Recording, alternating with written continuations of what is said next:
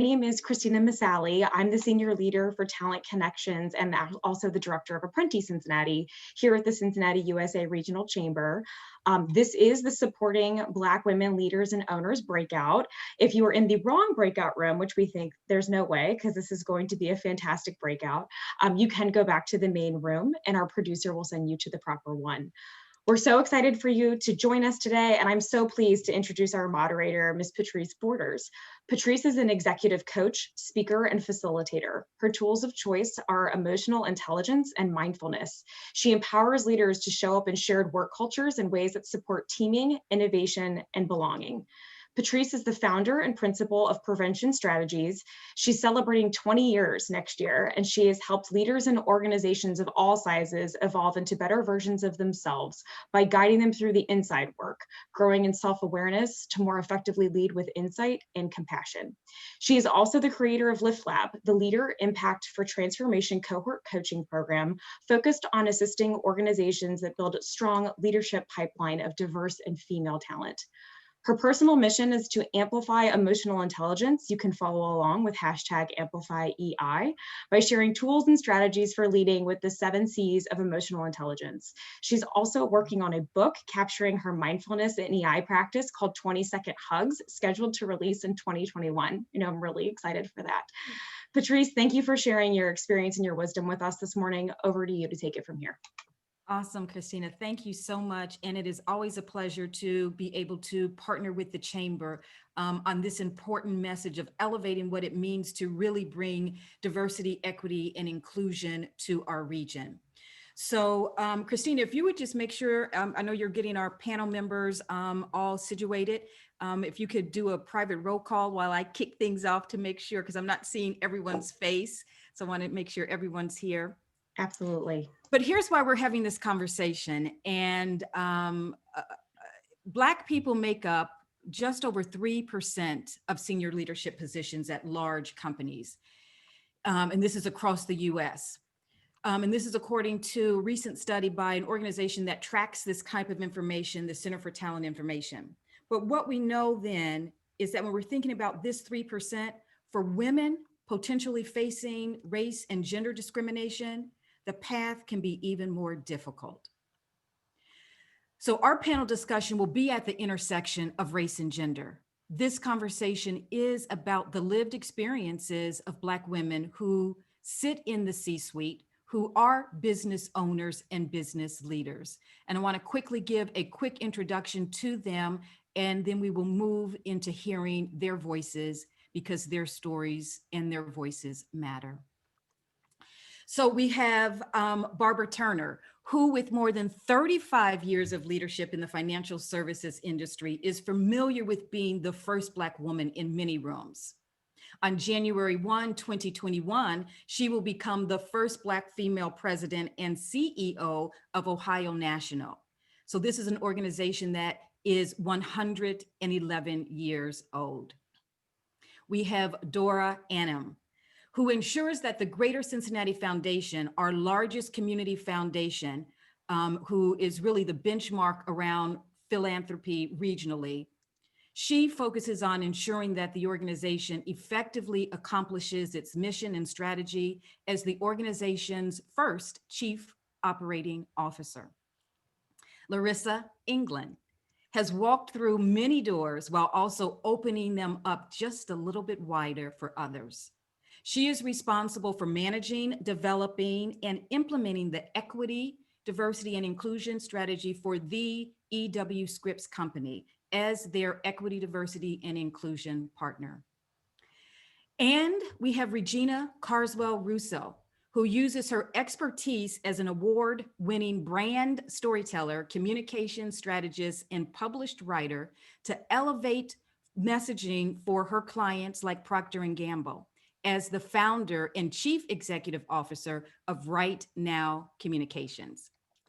So while these incredible women share profound commonalities, we also know that each of them has a unique story. So let's start there. So I'd like for you all to introduce yourselves. And I understand, Christina, again, because we're doing this on the fly, we have Stephanie joining us from Fifth Third, correct? Is she on board as well? We do. We are waiting for Stephanie and Barbara to jump in. I Okay. am going to add them as quickly as they come on board. Okay. Okay. So then we will pivot as we have all been doing in this world of Zoom, and we will start with the faces that are here. And so I want you to introduce yourselves, both from a professional and a personal vantage point, so that we can really get to know you a little bit. And I want you to share who and what has shaped who you are today.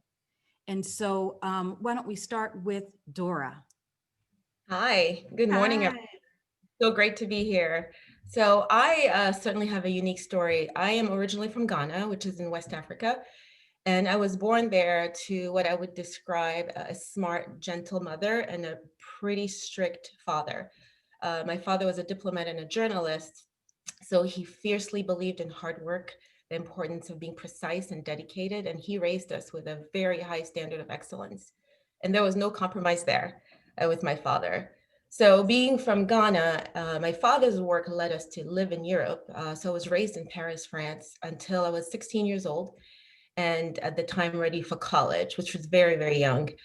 I was awarded a scholarship to come to the United States, and had to navigate through not speaking the language, because at the time French was my first language. Had to push through sort of understanding the cultural nuances, which in many ways I feel like I still have to do, and just navigating a new environment in a new country.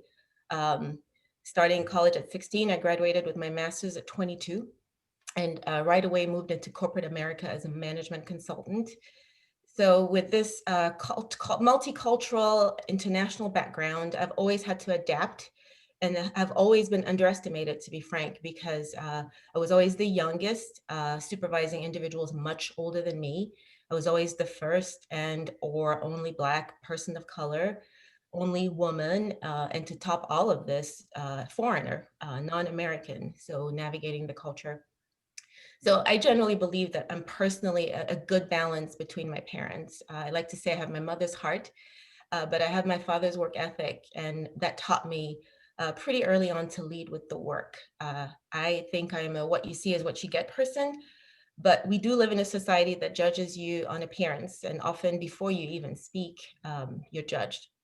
So I made a decision pretty early on to work hard and let my work and results speak for myself and for itself. The only other thing I'll add that I think is really important is that something that has really pulled me through is that I've always really intentionally sought perspective from multiple and diverse individuals. So I have a very small personal circle of advisors that includes a white man. It includes a Middle Eastern woman, of course, Black women that I admire, but really seeking perspectives from different sources really broadened my perspective and how I navigated through this world, and I would highly recommend it. Thank you So so that's much, me in a Dora. nutshell. Thank you, Dora. And so, Larissa.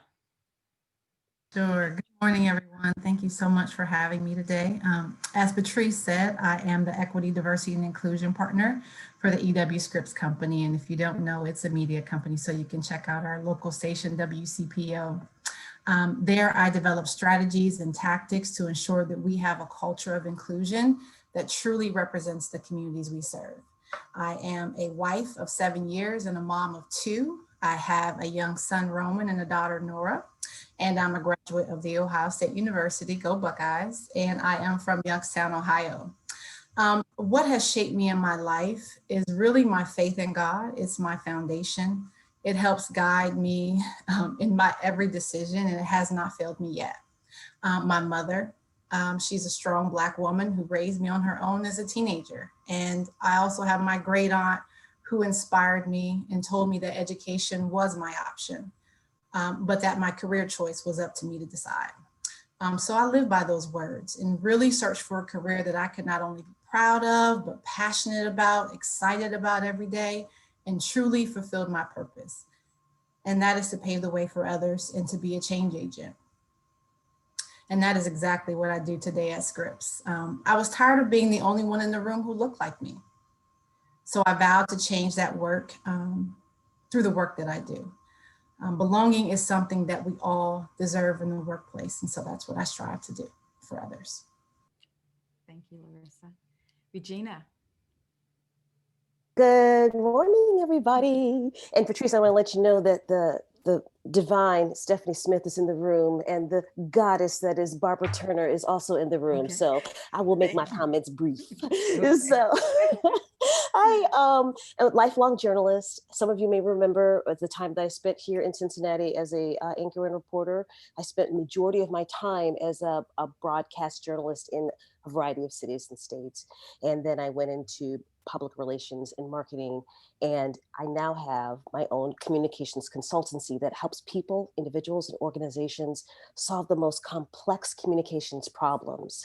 And the people that influence me, well, I want to tell you, when you have a gift, you are required to use that gift for good. And I knew that from the very beginning when my parents brought me up and knew that I have a gift for connecting with people through language. And the single most person who influenced me when I was starting out was a woman named Martha Jean Steinberg. She was a radio personality. She started out at WDIA in Memphis around the time of Elvis. And then she came to Detroit. And when she came to Detroit, this African-American woman bought a small radio station. She was the main personality, bigger than life. The entire city of Detroit went to her when they needed to talk to the public. She knew the craft, but she was also a businesswoman. So she was the main personality, but yet she controlled the dollars. She controlled the format. And that was the first time I knew you could be all things. You are not one note as a Black woman. And she stood in her truth. She was direct. She was powerful and influential and unapologetic about it. She literally laid the foundation of what my life would turn out to be. African-American women always pull from other African-American women as an influence of what they can be. Thank you, Regina. And thank you for announcing that Barbara and Stephanie are here. So Barbara, if you could join in with an introduction, telling us who and what has shaped who you are. Okay, thank you, Patrice. I apologize. I pushed the wrong button and left the room. So I'm back, but I apologize for the delay. So I'm Barbara Turner, and I have many roles, and they are all a part of who I am. I'm a Christian, I'm a wife, I'm a mother, I'm a grandmother, a daughter, a sister, an aunt, a sister friend. I'm an advocate, a mentor, a sponsor, a community leader, a corporate leader, and I really, really try to bring my full authentic self to every situation. I can't separate Barbara the Christian from Barbara the President and COO of Ohio National Financial Services. I'll soon be CEO in just a few weeks. And so I really feel my life experiences have shaped me, but more importantly, my faith and also my family. I have 5 older sisters who really poured so much love into me and really saw so much more in me than I ever saw in myself. And as a result, they really helped to pave the way for me being something bigger and better than I thought I was capable of being. I've been in the financial services industry for 40 years. And the reason I selected the financial services industry as my vocation was because early on in my career, I worked in a trust department and I saw what financial security and literacy and independence and philanthropy could do to really impact communities, build legacies, and really change lives. And so I knew that if I stayed in this vocation, that I too could build a family legacy, but more importantly, really give back to the community and help individuals. And I was specifically focused on women and children achieve financial independence and security. And so it's served me well, and I hope that I've served it well, and I'm happy to be here. So thank you. Thank you so much, Barbara. And yes, when you were in Zoom land, we were talking about the first that you have racked up, and that January 1, 2021 will be another significant one as CEO. We are also very proud of you. Thank you so much. And so I understand we have a special guest appearing, Stephanie Smith, who really needs no introduction when we are talking about diversity, equity, and inclusion. And so Stephanie, make yourself heard and tell us a little bit about you and who has shaped who you are. Thank you so much. It's been really wonderful to join such a wonderful cast of Black women. I was very intentional about this one. I was like, y'all better get me over there to I don't get this opportunity much, right, Barbara? So, you know, Barbara really shared some great comments, Regina, and you guys. So I'll just say all of those things have shaped me, both having a mother who was an evangelist and a minister, and a father who was a psychologist. I tell people was Freud and Jesus. So what you couldn't grasp with your mind, you had to grasp with your faith. So, and obviously that's a great part of this work, quite honestly. My dad was an educator, and he also had one of the first behavioral science application businesses that talked about the issues related to racial injustice. When he graduated from UC with his PhD, he also worked at P&G, and I would have said that I wouldn't have wanted to do either of my parents' vocation, either be a minister or be someone who was more in the diversity space. And I would say that I went into banking because all of my life I've been a collector of things, and specifically a collector of money. I have tons of silver coins, and I collected comic books, and now the Avengers are really popular. And so I've always collected things. So I ended up getting recruited to Fifth Third because of some of the work that I was doing in low to moderate income neighborhoods around secondary mortgages for those in LMI communities. And then I came to Fifth Third and stood up their first time home buying product, a Good Neighbor Loan Program. And they did about 20,000 loans underneath that. And that began my journey into banking. Most of my experience has been on the line of business. I've been a financial center manager, commercial relationship manager, business banking. And I would say that having this career has really shaped my life as it relates to all the ways that I've been able to understand the need for more capital within the Black community for Black business owners and entrepreneurs, especially at this time. I wouldn't have imagined that I'd be the Chief Inclusion and Diversity Officer for the bank or the first Director of Supplier Diversity. In that role, I was able to impact our spend and increase it by 900%. And there's just so much more that needs to be done. I know that Barbara is very well aware there just aren't that many Black businesses when you talk about scale. You know, out of the 2 million, about 95% of those Black-owned businesses have only one employee. There is so much that needs to be done, and no better time for Barbara to lead and be president and CEO than now.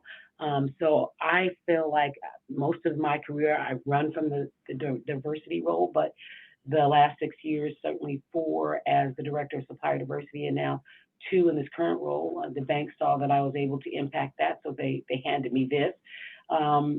It's our opportunity to shine. And so I look forward to shining with all of you in this current moment and seizing this moment. We stood up, as you heard Greg say, the Executive Diversity Leadership Council. We need everybody leaned in. I was hearing earlier you guys sharing about, you know, having all kinds of advocates. We need all voices, all hands in on trying to get us to economic parity. So I would say I really care about that. Economic parity, finance, and education, because my dad was a dean, are the 2 things that are of the greatest import. I was admiring the books behind you, Barbara. I see you got a ton there. Yeah, I just want to see what the titles are so I can snag a couple, but just really appreciate being here with you all today and look forward to the conversation. Thank you so much, Stephanie. And it was exciting to get the news that you were joining us. Had I known more than 30 seconds before, I would have had a little more formal introduction for you, but That's Please okay. understand. Please Yeah, that's understand. fine. But this opportunity to shine, I want to just leverage that because representation matters. And so Vice President-elect Kamala Harris, never gets old saying that right now. Vice President-elect Kamala Harris made the following phrase into a viral hashtag, and it was adopted by a rallying cry of women the world over. And it was simply, I'm speaking. I'm speaking. I'm speaking. So I want you to share the impact of the experiences that you have had. Now, I'm not asking if you have had an I'm speaking moment, and I've already put the plural on it, your I'm speaking moments, because I know you've had more than one. So thinking about your own I'm speaking moments, tell me first, the impact of that experience on your sense of psychological safety. And it's open, whoever would like to jump in. I'll just take it very quickly. I will say very quickly, it happens all the time. It happens all the time. And I think it feels like it happens from a place of people making us smaller and putting us in a particular box and defining us. And so this is a piece of advice I give to young women and young African-American women, especially. Whenever you are in the room, whenever you are called to sit at the table to be in a meeting, you must use your voice. They must hear your voice. You cannot sit at the table, not ask a question, not ask for clarification, not repeat something someone has said, not to insert some wisdom or experience that you feel adds value to the conversation. If you are asked to be at the table, do not take that as something that you should be thrilled about, because of course you should be asked to be at the table. You have value and you have something to say. So own it, have that permission right now. And then when you are at the table, it is your responsibility to be heard and to find a way to insert yourself so people know that you are there and that you do have your value.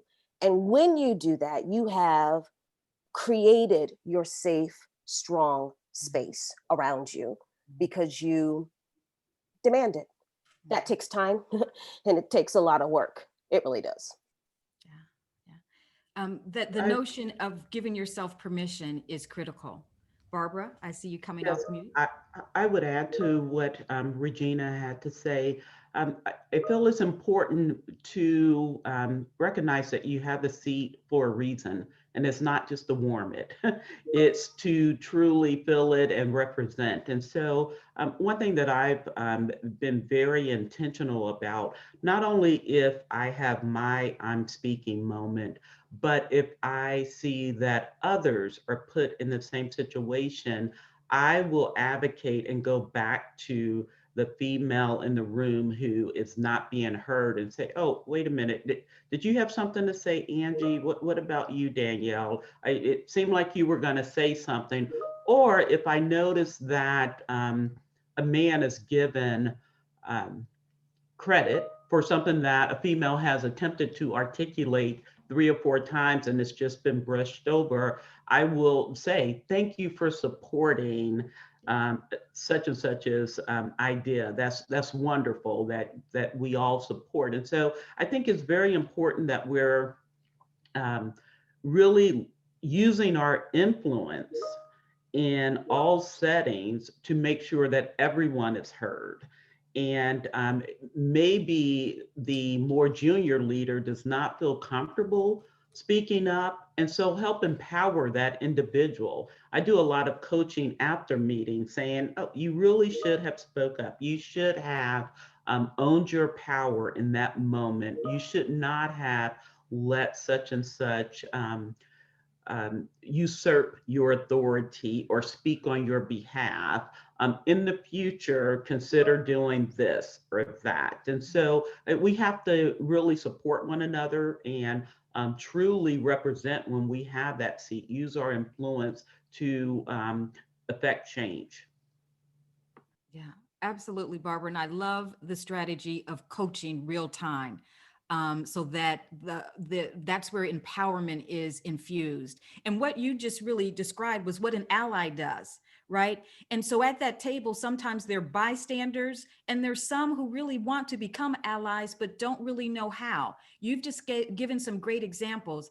Out to the other panel members, do you have any instances where you have been asked, what does it mean to be an active ally? How can I support you? How can I ensure that you feel that sense of psychological safety that Regina so artfully described? So what would your advice be to a bystander who really wants to grow into becoming an ally?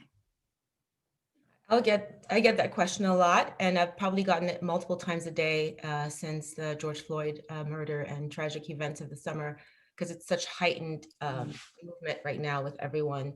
And so what I like to tell people is, like, don't overthink it. It's allyship is simply advocating for people of color, advocating for women, groups that are traditionally marginalized, and challenge racism when you see it. It's all around us, and try to see things from a different lens than what you have. It is definitely much easier said than done, but once you use that as a way to drive, the allyship simply looks like speaking up and just being a partner for those who don't have one. Yeah, I love that. Don't overthink it. If there's something, it's almost the see something, say something, right? And we're all figuring it out. We're all navigating it. There's none of us that is perfect and great at it. So it's never going to be perfect. Just start somewhere. Yeah, absolutely. Perfection none of us can achieve it, but we can be there with compassion and empathy. Absolutely. I saw some other panel members coming off mute. Jump in there. I would say for those that are bystanders, to speak up and share your story. Educate those allies on what you see, what you're experiencing, and how they could really be an ally and support change and really make a difference. I think those conversations are really important to make an impact in the company. If I would also say that it's very important to have those difficult conversations, courageous conversations, to recognize that we all have unconscious biases, own that, and have conversations with those bystanders to say, hey, we can work together, but really have authentic, honest, open conversations about the issue. People tend to avoid the elephant in the room, whether it's racism, sexism, what have you. And sometimes you just have to give people permission to have, I guess, a safe zone to have a conversation about what's going on so that they understand how they can be an ally.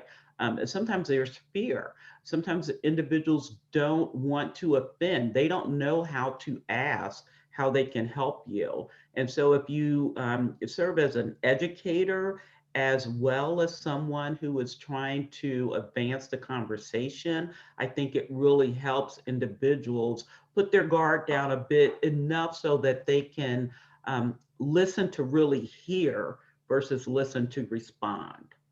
Yeah, absolutely. Can I add on to that? I'm sorry, go ahead.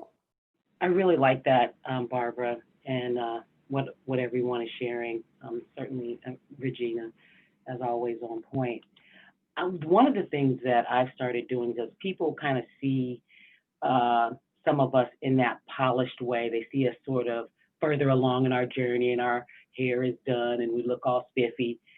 I've started now in a lot of conversations and discussions and panels with women starting off talking about my failures.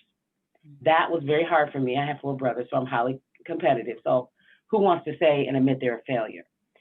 I remember coming to that decision because I heard Arianna Huffington speak once, and in front of a very large group of people, and that's what she said. She said, I want to start talking about my failures, because people think that we've succeeded our way here, and that's not true. We've had challenges, we've had hiccups. We couldn't be in some of these industries, communication, healthcare, and be leaders if we hadn't stood up for something. And so I think we have to live our way there. People have to see us as authentic to the conversation. They have to see Stephanie take on issues that they don't have voice or position to take on. So then we have to take on those discussions. And I think that when people see you leading in that direction and you guys are saying, prying open that door and propping it open for them, then they can more readily advocate because we're actually modeling the way. And so I think it's so important that we continue to have our own vigorous voice, certainly in the presence of women and women of color and young women of color especially. I get calls all the time. And some of our young people, they're having those hiccups, they're having those issues. And so they've come to understand that I'm not here because I am having yes conversations. I am here because I'm having challenging conversations, and that includes them. And then we have what I would say is an umbrella. Each of you on this call is an umbrella. We need to be an umbrella for others. That means we're bringing them closer to us and sheltering them from the rain. And we do that by modeling what leadership, allyship, and advocacy, and more importantly for women's sponsorship, looks like. Yeah, absolutely. I love the metaphors that you use, Stephanie, because you can see, right? You can't get up under an umbrella together, right? If there is a lot of space. And by that, I mean a lot of distance in how we see and validate and understand each other. If we're going to be under there together, I need to know you. And the powerful message that you lifted up, that we didn't get here by only succeeding. It has been through a pathway of failure. And when we think about what do we do to empower the pipeline that's behind us, those following in your footsteps, let them know the true elements of your story, being able to sit with those big wins with humility and those losses with grit and determination and a growth mindset that says, I got you next time. I'm coming for you, right? And that's resilience. That's resilience. So let's take that forward to this next question. Systemic racism. Systemic racism has many hidden parts. The concrete wall is considered by researchers to be the sister of the glass ceiling. The concrete wall really is the collection of those obstacles that keep Black professionals from advancing on par with their colleagues. So we're talking about the things that you've elevated: overt racial discrimination, microaggressions, the unchecked hiring practices and policies that render the same representation results again and again, and the lack of mentorship, advocacy, and sponsorship. So against this backdrop of what many are calling today as the corporate awakening, right? So corporations are woke now. What do you suggest as the one or two strategic things to dismantle this concrete wall? And so we talked about systemic racism. I think the solutions have to be systemic as well. What do you suggest? I would just say for an organization, they need to take a firm stand on diversity and inclusion. And not only because it's the right thing to do, but it's also great for business. There are several studies out there, including McKinsey, who says that companies with more diverse teams are more agile, more nimble, more high performing.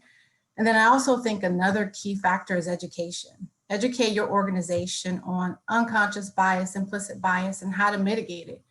Do the hard work it takes to create a culture of inclusion. And then there's employee resource groups, sponsorship, mentorship programs for diverse talent. I mean, the list can go on of things that you can do to really tear those walls down. I would add, recognize that Black women have a unique ability to turn the impossible to possible and taking what others see as useless and finding a purpose. So this is a byproduct of being a Black woman in this world, and it's something that should be recognized and celebrated. Yet we are underrepresented in leadership roles. And so intentionally prioritize Black women, actively recruit, hire, and promote Black women, especially in leadership positions, and consider setting targets, not just gender, but race at the intersection of those two. Really important, especially for our organizations to have these things in mind. It's very difficult to set an inclusive workplace that has comprehensive allyship and anti-racism. Very difficult conversations, but really important that once you get the women into the door and through the pipeline, that you create a culture where you can retain them and they feel comfortable and supported. I would say also, don't be afraid to be the advocate and be the advocate all the time. I can remember several times where I would say, okay, Black Barbara can't once again make this recommendation. I need someone else to raise their hand and make a recommendation. It can't always be Black Barbara. Well, guess what? If that's what it takes, it's what it takes. And so you have to be intentional. You have to use your influence to impact change. I remember when I said, not only do we need more diversity amongst our leadership team and our associates, but also our distribution partners, our financial advisors. And I could see people rolling their eyes. And that just really invigorated me. It caused me to say, okay, yes, there is an issue and we do need to do this and we need to do it well. The same with speaking out on social injustice. Um, you know, Quite often individuals get to a level in their career where they want everything to be safe. They do not want to ruffle feathers. They do not want to risk um, being labeled as one of those, or as an activist, or as someone who's only looking out for their people or for women or what have you. But again, we have no choice. We have an obligation to make sure that there is equity, diversity, and inclusion in every single aspect of our lives, every single aspect. And so if the only 2 or 3 African American officers in our organization were promoted to officer level by me, okay, so be it. If not me, then who? If I recognize their talent, if I'm willing to mentor, sponsor, advocate on their behalf, and not only African American, but women in general. If I make the decision that we should have a women's resource group and everyone else is standing back, well, guess what? I'm going to do it. And so I had to learn not to step aside and wait for others to do things. And I had to learn to take risk. And for it to be okay if all of the African American leaders reported to Barbara, so what? If most of the female officers reported to Barbara, so what? I'm going to do everything I can to use my influence to recognize those individuals who deserve the recognition and the opportunity and the mentoring and sponsoring. And so we have to be fearless in our pursuit of equality. The one thing I'll add is I like to say that it's a lose-lose equation right now, because we have organizations and companies missing out on top talent because we're not represented at the top, and we're missing out on productivity. And especially large organizations will naturally default to the systemic issues if they're not intentional about setting targets. That the system is intentionally designed to ensure we're underrepresented. So it's going to take extra effort and intentionality to minimize that. Yes. I'd like to jump Very in well said. quickly in. Go I'm ahead, sorry, Jen. Stephanie, just jumping in to ensure that we have that representation. What's really important for allies and what's really important for companies is the retention. Bringing us in, bringing Black women in is one thing, but making sure that we're supported and we do have our mentors and we do have that filling in the gaps on areas that we may be lacking is critical, and supported, because and we're gonna well, this is real talk. I was assured that today would be real talk. So in real talk, that you better believe, if you hire a Black woman, she's coming in that door, she's wearing with her this desire and intense conviction to perform 200%, and this weight of feeling that you cannot mess up, you cannot make a mistake. And the trauma and the weight and the stress that we carry with us in that it's exhausting. And so you can recognize that we are already walking in feeling we have to do it all. Some things we will not. And it is helpful as an ally and as a support to groom and cultivate Black talent to help fill in the gaps, to help say, this is some areas that you can strengthen, and to be open with it. All my mentors have been so many different people. They've been very, very honest with me and helped me along the way. And that's very, very important when you're growing and cultivating. Don't just hire and then I've done my job. It's important to be supportive. One more thing, when we are having these courageous conversations with our African-American women, and you're trying to understand what we've been through and what we're going through and how we operate, be kind, because there is an opportunity to exploit our pain and our trauma, even if you don't realize it. And that should not be the starting point. The starting point are universal truths that all women go through, and that we know that we have to fight a little bit harder to be seen and to be heard. And we can start from that vantage point. You don't need to know all of the things that we have gone through, and just know that we have, right? And know that it is your great responsibility and an honor to help bring us the support we need to bring value to whatever project or anything that we're stepping into. And Regina, yes, this is the real talk. This panel discussion was promised to deliver what everyone is sharing right now, which is the truth, which is the how to create something different. We have all co-inherited what is, but we all have the power to co-create. And these are the tips and strategies and tools that these Black women have said, I am willing to share. So thank you all. Thank you for your vulnerability and honesty. I think we have, was there someone else, Stephanie, were you about to join in on that as well? No, I think that was well said by all the ladies. I'm just the amen corner right now. Okay, awesome, awesome. So we will be able to take one or two questions if you want to offer a question in chat.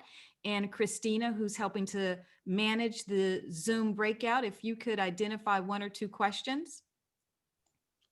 Yes, ma'am. I think we've had more. The nice thing is we've had so much commentary and talk about the amen corner. You guys are doing a fantastic job and everyone is just singing your praises. I was curious, there was a situation shared by one of our audience members around, there's a bit of a, she's stuck in a tough position between this disconnect of what middle management is coaching versus leadership as she looks to, step up and have these different conversations. Does anyone have any suggestions for her when there's a disconnect between the different levels of management?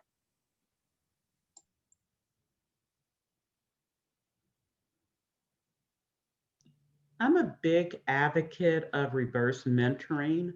And so when you have situations where there's not alignment between middle management and the more senior leadership team, I would encourage that individual to schedule time with some of the members of senior leadership and use it as an opportunity to, number one, educate them on what middle management is experiencing, but also receive firsthand feedback from senior management on what is required to advance, what the expectations are, because you do have situations where there's this scarcity mentality where some individuals act like there could be only one or two or three women and women of color at the top.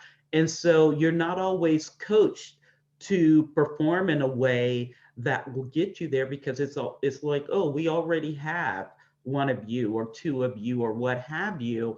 And so it's very important that we really lose that scarcity mentality. And the only way you're going to do that is to make sure that senior leadership understands that you have a desire to advance, and that their work is not done by having just check the box in a certain number of areas. And so I would suggest reverse mentoring and really being present and leveraging opportunities to have conversations with individuals who maybe have more information that will help you. Yeah, there's some reciprocity just inherent in mentoring. And so I think we have a few more questions, but I wanted to just lean into that mentoring question a little bit more, because we acknowledge that there's a huge gap when we don't have that, as you have all surfaced up. How do you, do you just go hunting for a mentor? Does it, is it organic, or is it, through the assigned program? How does it work for you? And how do you suggest others really tapping into what an incredible source a mentor truly is? I think that you have to be, in anything dealing with the topic of inclusion and diversity and mentoring, you have to be bold and courageous. You can't be afraid. And Barbara was saying that, and Dora, and Regina, I really appreciate your saying this work is exhausting. So I would say, really know what it is you're trying to accomplish, and know that what you're trying to accomplish you can actually do. Because a lot of times we run into issues where we're not getting enough information about what the requirements are. And I think that's where a mentor is critical. Not just a mentor, but a sponsor. Who's going to back you up? When you're not in that room, who's going to say, Patrice deserves this opportunity, Stephanie deserves this, Dora deserves this? Who's going to say, is anybody going to deny Barbara her real title? At the end of the day, it's also about sponsorship. Because sometimes I think women do get a lot of mentorship. We talk a lot, we share a lot, we support each other. But sponsorship is different. Sponsorship is being a part of placing someone in that seat. And so I think it's really critical. If you know what it is that you want to do, then seek out that mentor / sponsor who's already doing it, and then spend time with them. I remember reading the resumes of all of our executives when I came back to the bank in 2002. I saw that each and every one of them had gone through the commercial bank. So I endeavored to go through the commercial bank. Bob Sullivan was our regional president at that time. I took him on a cold call to the Bankers Club at 11:30 for lunch. We spent 11:30 to 12:30. I came prepared. I had my resume. I told him what I wanted to do. And I was in the foundation, the bank's foundation at that time. Nobody would have thought I'd be able to go from foundation to commercial banker. And that's what these ladies are all saying, believing in yourself. Well, I did, because of Bob's sponsorship. He looked at my resume. We weren't super close, but he knew enough about me. He said, you can do this. And indeed I did, and went to the president's circle. So be bold, be selective, and make sure the person that you're talking to has the ability to help you attain your objectives. I would totally agree. So powerful, Stephanie, because I mean, sponsorship, not mentorship, is why I am where I am today. With Kroger, I worked there for 15 years, and an organization that big, you can get lost in the shuffle. And David Chancho found me, advocated for me, took me to meetings with the CEO that many thought that I shouldn't be in, but without that sponsorship, I think I could have stalled in my career. So it absolutely is critical to have sponsors who don't look like you and have a seat at the table that's higher than you. It's really important. I agree. And what I would add is always looking out for yourself. I'm a big fan of the intentional programs, but I'm also a big fan of the organic ones. And if you're looking out for yourself, you're really clear on what you're looking for, what you desire. There's people all around you that have the qualities that you're trying to emulate. And I have always found people to be really flattered and glad and always willing to help, offer a helping hand. So not being afraid to ask and just reach out. I think that's really important, to have the organic and just seek people around you that have the qualities you emulate. And as I mentioned earlier, I always like to get different perspectives. So important to understand how others think, so that when you represent yourself in the corporate sector, you have different perspectives. I totally agree with that, Dora. I also feel that it's very important that you ultimately are a net giver, that you are not always asking for help, but you're also giving. And so one thing that I've experienced, it's because of my giving to others, either via sponsoring or mentoring, it's been noticed by other individuals who have then said, well, what do you need? How can I help you? You're always helping others. What can I do to help you? And so I think it's very important to be a net giver. So at any given point in time, I've always identified people that I can mentor and sponsor, but then I've also, at the same time, identified individuals that I can learn from. And it's been, I grow as I help others to grow. And it's been successful for me, and it's been rewarding for me. I'm gonna have to jump on because unfortunately I have a press call that I have to take on an event that I'm launching tonight that we're all very excited about. I'll tell you about in a second, but I want to add this to it, and that is, there's just universal truths in all of us, right? And we all like to support and help people that we know, and then we feel that we know, and we feel that we connect with. And so we have to have a starting point, and that is just getting close in proximity, right? Getting close and having conversations and letting people know who you are. You guys ever see the movie Wakanda? And Angela Bassett said, show them who you are. Show them who you are. And that's on both sides, right? If you're an ally, if you're an African-American woman. Stephanie just said that she collects Avengers comic books. That is the nerdiest I have ever heard any Black woman say in my life.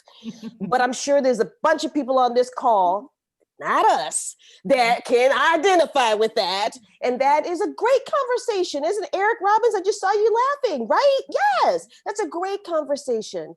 It doesn't have to be so hard, right? Connecting with universal truths, telling people what you want, asking for the help that you need. That happened to me in this event that I'm putting on tonight. The Regional COVID Communications Center is powered by the Chamber and by the Health Collaborative, and we elevate regional public health messaging around COVID. Tonight, in a first of its kind event, we are broadcasting on WCPO, WCET, Local 12, Radio 1, VXU, and what am I missing? The Inquirer. An hour-long special elevating real voices about what we have been through in the last 9 months and how we can get through the next winter months together and bringing the positivity cases down, called Tri-State Strong, Getting to Zero. I could not have done that without people trusting me, supporting me, guiding me, and just cheering me on along the way. And those people were my allies. I hope that everyone can tune in, go to healthcollab.org, RC3 to see about this program tonight, and keep talking. Keep talking. Thank you. Thank you so much, Regina. And thanks for giving us that very concrete example of what real live sponsorship, allyship, and just cheerleading each other along can produce. I can't wait to see you this evening and to tune in with your investment in helping our community stay safe and healthy. So I just got the message that we are in our wrap-up mode. And so thank you so much for the questions that we were able to field from the audience. Exhausting is a word that I heard my panel members use more than once. So I'm going to add to that: daunting, overwhelming, uncertain. All of these accurately describe our current existence amid racial unrest and the work that Regina just talked about, this global pandemic, which brings me to this last question. How do you remain hopeful and resilient? Because that's what it takes to get back up again and to plow through the next day.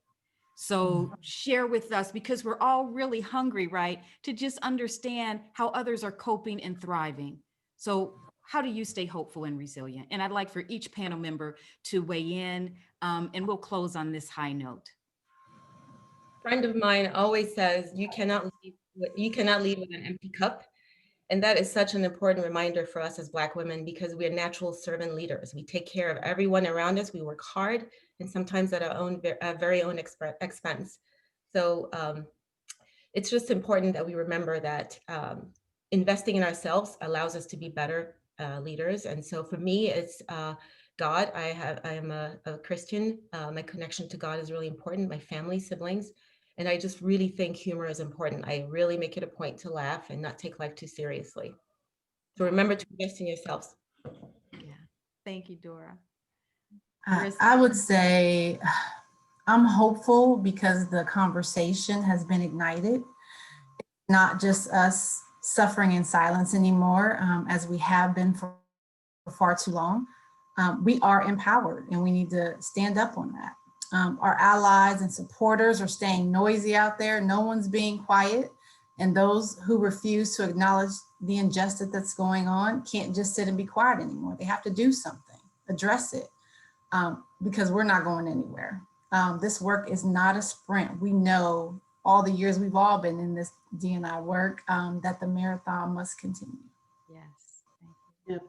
Yeah, I would say that, you know, I'm encouraged and hopeful and resilient. I see change. I mean, I was just named president and CEO of a 110-year-old company who's never had a female or a person of color. That's progress. It's not enough, but it is progress.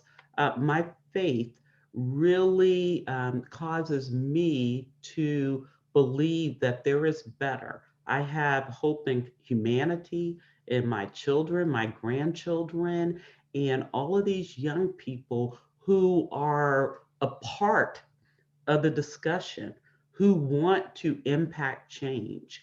And so they really inspire me to be the best that I can be and to put my oxygen mask on first so that I can continue to lift them up as I climb. And so I'm excited about the conversation, about the fact that close to 600 people today took a half of their day to participate in this conversation. I'm very hopeful. So. Awesome. Thank you, Barbara. Stephanie. You know, I want to share something with you all while we're telling the whole truth and nothing but the truth. I was planning to just join this as a participant. And then Patrice, you introduced me. I was like, oh my God, what? I couldn't, yeah. So just keeping it real. That's what inspires me. I joined this to listen to other women share their stories. And that's what gives me inspiration and hope. And you guys have done it. I mean, it's not over. We are the heritage, the investment of greatness, historically, of greatness. Rosa Parks, Harriet Tubman, of greatness. I love the superpowers. Yes, I watched the Avengers and Wakanda. Got that one too. So we're I about just to want to break say, up, Barbara. yeah. Excuse me, Stephanie, we're about to Break. break up. So in closing, thank you for being here. It is not enough to just be good people. We have to be intentional people. I'm Patrice Borders, founder and CEO of Prevention Strategies, LLC. So excited to have been able to be with you today. See ya on the other side of this Zoom room. Thank you so much. Thank you. Bye-bye. Bye. Thank you, everyone. Bye.